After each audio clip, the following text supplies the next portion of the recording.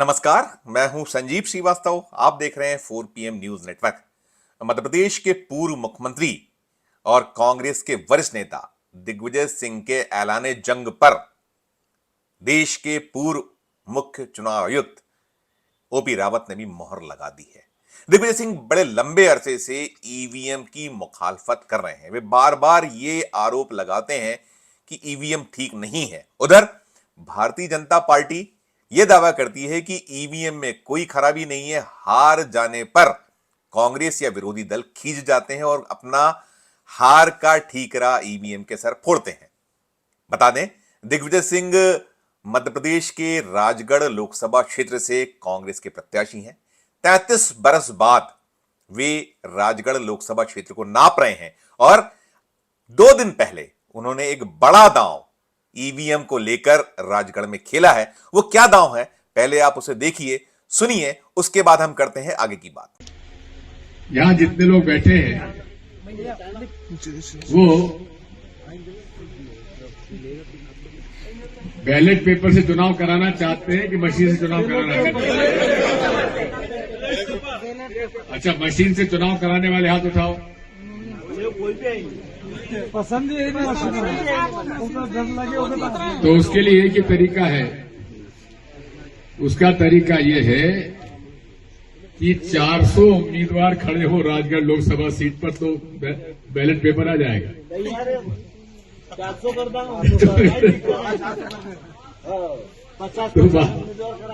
मोदी जी की तो 400 पार सीटें नहीं होगी साहब, लेकिन 400 पार प्रत्याशी राजगढ़ में जरूर होगी। तो उसके लिए मैं तैयारी कर रहा हूं। देखा आपने, दिग्विजय सिंह ने यह एक बात आगे बढ़ाई है कि यदि बैलेट पेपर से वोटर चुनाव चाहता है, जनता चाहती है कि चुनाव फ्री एंड फेयर हो, क्योंकि वे ईवीएम पर भरोसा नहीं करते। उन्होंने हाथ भी उठवाया कि कितने लोग चाहते हैं कि चुनाव या वोट ईवीएम के द्वारा डाले जाएं या फिर वोट बैलेट पेपर यानी मत पत्रों के जरिए डाले जाएं। ये वो पद्धति है पुरानी, जब ईवीएम नहीं आई थी। तो जनता, कांग्रेस के समर्थक, दिग्विजय सिंह के समर्थक, कांग्रेसी नेता, कांग्रेसी कार्यकर्ता एक सुर में फरमा रहे हैं कि चुनाव तो मत पत्रों पर होना चाहिए, ईवीएम पर नहीं। तो दिग्विजय सिंह ने कहा कि फिर यदि आप चाहते हैं कि ये जो मतदान है वो ईवीएम की जगह बैलेट पेपर पर हो, तो 400 उम्मीदवार उतारना होंगे। मौजूद भीड़, मौजूद जनता कह रही है 400 नहीं, हम 450 उम्मीदवार राजगढ़ में देंगे। और यह मामला अब देश भर में चर्चा का विषय है, चर्चा का केंद्र है। और सबसे खास बात यह है कि भारत के पूर्व मुख्य चुनाव आयुक्त ओपी रावत, जो मध्य प्रदेश कैडर के आईएएस हैं और रिटायरमेंट के बाद भोपाल में ही निवासरत हैं, मीडिया से बातचीत में उन्होंने भी इस बात की पुष्टि की है कि टेक्निकली यदि 384 से ज्यादा उम्मीदवार किसी भी लोकसभा क्षेत्र में हो जाते हैं तो फिर ईवीएम के माध्यम से चुनाव कराना संभव नहीं होगा। ओपी रावत जी ने कहा है कि वैसे तो कोई प्रावधान नहीं है, जो चुनाव नियमावली है उसमें ऐसा कोई प्रावधान नहीं है, लेकिन तकनीकी तौर पर 384 से ज्यादा यदि उम्मीदवार हो जाएं तो फिर ईवीएम मशीन के जरिए वहां जिस क्षेत्र में ऐसे इतनी बड़ी संख्या में उम्मीदवार हुए ना, 385 हुए, और आपको फिर बैलेट पेपर पर जाना होगा। अब इसमें बहुत सारी एक बात तो है ही, बहस भी छिड़ी हुई है कि आखिर ये कैसे संभव होगा। और मध्य प्रदेश के मुख्य निर्वाचन पदाधिकारी कार्यालय के भी हाथ पैर फूले हुए हैं, किताबें पलटी जा रही हैं। आज हमने टटोला था, सूत्रों ने बताया है कि इस पूरे मामले को लेकर एक कवायद हुई है कि यदि ऐसा हो गया तो कैसे क्या कुछ इस पूरे मसले में निपटना होगा, कैसे संभव होगा। मसला दिल्ली भी पहुंचा हुआ है, भारत के मुख्य चुनाव आयुक्त कार्यालय के समक्ष भी मसला पहुंच चुका है। खबरें लगातार छपी हैं।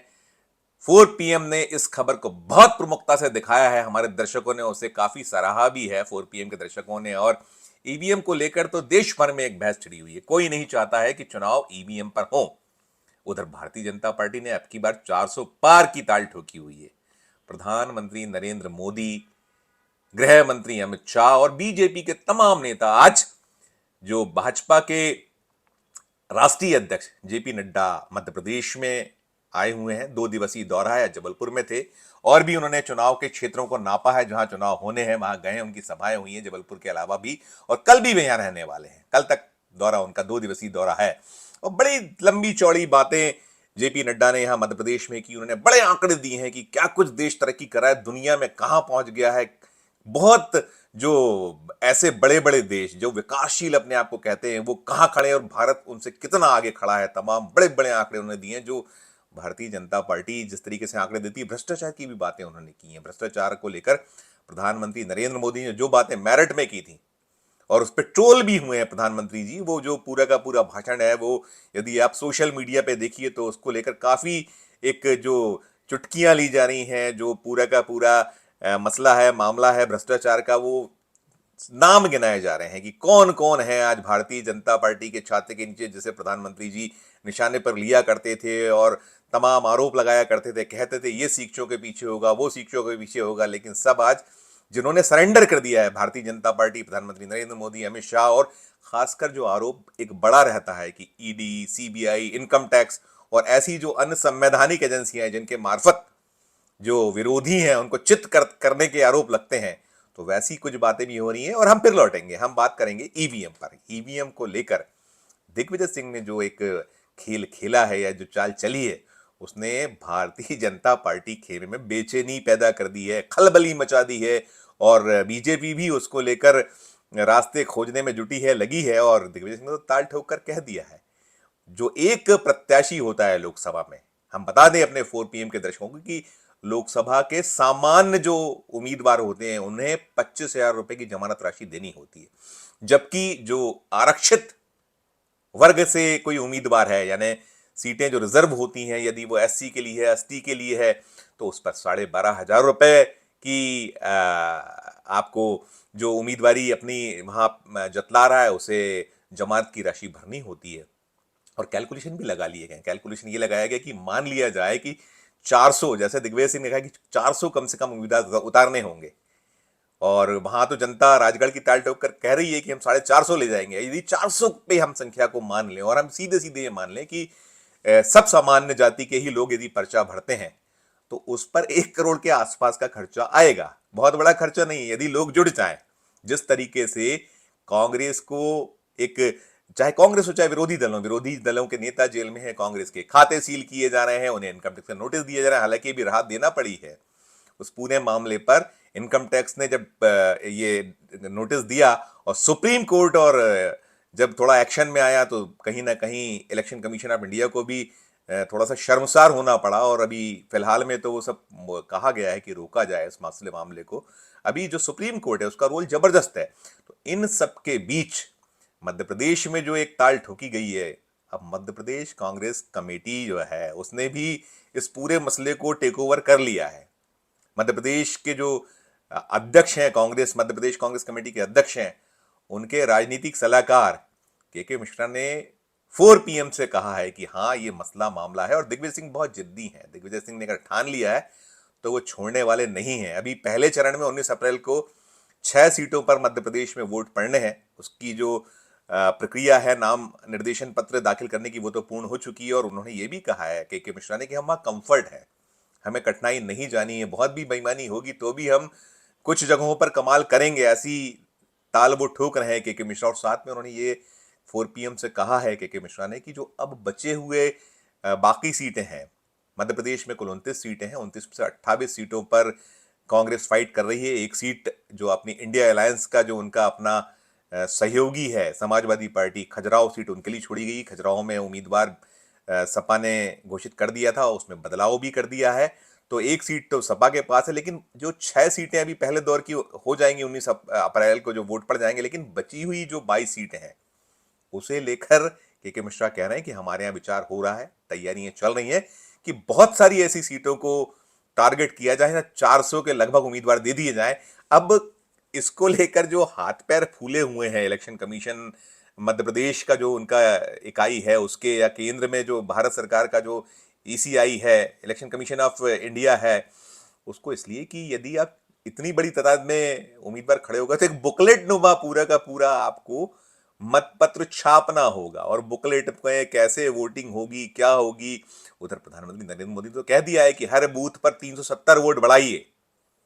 अब आपको वोट बढ़ाना है, पिछला जो वोट था यहाँ प्रतिशत था उसको बढ़ाना है, तो कैसे क्या मुमकिन होगा, कैसे मतदाता अपने पसंदीदा उम्मीदवार को छांटेगा। बहुत सारे प्रश्न उठ रहे हैं, बहुत एक सिर धुने जा रहे हैं। लेकिन दिग्विजय सिंह ने जो दांव खेला है उस पर मोहर भारत के पूर्व मुख्य चुनाव आयुक्त, मध्य प्रदेश कैडर के रिटायर्ड आईएएस अफसर ओपी रावत जी ने लगा दी है कि यदि 384 उम्मीदवार से एक उम्मीदवार भी ऊपर हो गया ना, 385 प्रत्याशी हो गए, तो तकनीकी तौर पर ईवीएम से चुनाव कराना मुमकिन नहीं होगा। अब देखने वाली बात यही है कि क्या कितना जो राजगढ़ में दिग्विजय सिंह ने ताल ठोकी है कि वे 400 के लगभग उम्मीदवार उतारने की कोशिश में जुटे, वहां क्या होगा। फिर मध्य प्रदेश में जो कांग्रेस कमेटी कह रही है कि हम और भी जगहों पर इतने उम्मीदवार उतारेंगे, और फिर अब तो ये मामला देश भर में फैल चुका है, तो कांग्रेस विरोधी दलों का क्या कुछ रुख होगा। जहां जहां शक शुबा है उन्हें, वहां कैसा दृश्य बनेगा, इसे लेकर निश्चित तौर पर यदि सबसे ज्यादा कोई बेचैन है, सबसे ज्यादा कोई परेशान हैरान है, तो वो तो भारतीय जनता पार्टी खेमा होगा ही होगा कि कैसे उसकी मुराद पूरी होगी कि वोटिंग का प्रतिशत बढ़ाओ, कैसे वो अपना जो पिछला रिकॉर्ड ध्वस्त करना है उस पर कैसे करेगी। और साथ साथ उसमें सबसे ज्यादा परेशानी तो चुनाव कराने वाला जो भारत चुनाव आयोग है उसे और उसकी राज्य की जो बॉडीज हैं उसका क्या होगा। देखिएगा, सामने आएगा, और जो कुछ सामने आएगा 4 PM अपने दर्शकों तक पहुंचाएगा। इस वीडियो में फिलहाल इतना ही। हम फिर किसी नए वीडियो के साथ आपके समक्ष उपस्थित होंगे। हमारी अपील कि हमारे इस चैनल को लाइक कीजिए, सब्सक्राइब कीजिए, और यदि आपने ज्वाइन का बटन नहीं दबाया है हमारे मध्य प्रदेश चैनल का, तो ज्वाइन का बटन जरूर दबाइए। हमारे इस वीडियो कमेंट बॉक्स में जाकर वीडियो को लेकर कमेंट जरूर कीजिए, और हमारे इस वीडियो को अधिक से लोग शेयर भी कीजिए, और देखते रहिए 4 PM Madhya Pradesh, 4 PM national और 4 PM हमारे अन्य राज्यों के चैनलों को। धन्यवाद, नमस्कार।